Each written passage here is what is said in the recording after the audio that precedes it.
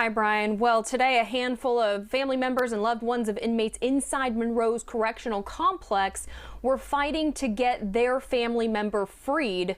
Now, Monroe has the vast majority of cases within the state's prison complex. As of today, 7 inmates and 5 staff members there have tested positive for COVID-19. Now, despite the Department of Corrections' efforts so far to keep those inmates safe, families on the outside are saying it's not enough.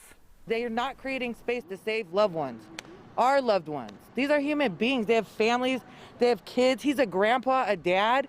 He's done his time. Like, he shouldn't have to die in there. If he was to get it, he could die. Like, there's just nowhere to quarantine and isolate. No matter what they do, 80 people is not enough.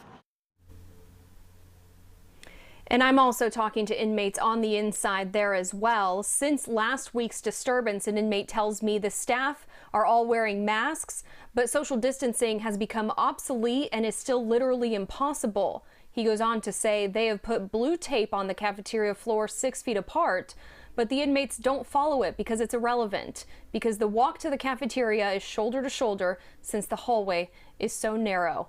Now, the governor's plan so far is to release between 600 and 950 prisoners statewide. These would be inmates who are convicted of nonviolent crimes or drug or alcohol crimes, and they would have a release date within 6 to 8 months anyway. So they've served some time, they're getting ready to get out. We are waiting to hear more guidance from the governor's office. We're expecting to hear that later today.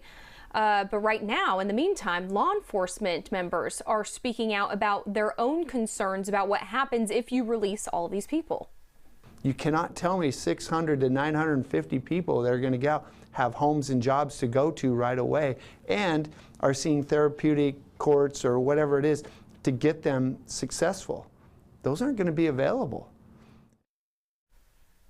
So certainly a very complex situation across the state right now, dealing with a pandemic and trying to keep people safe, those who are serving inside of those correctional complexes as officers. In addition to the inmates that are there serving time, the state is also getting sued to protect those inmates from this pandemic.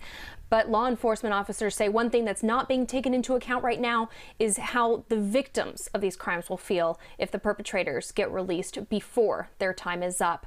Again, we're still awaiting more details from the governor to find out what type of oversight these inmates would face and specifically who would be released, in addition to what nonviolent crimes really means.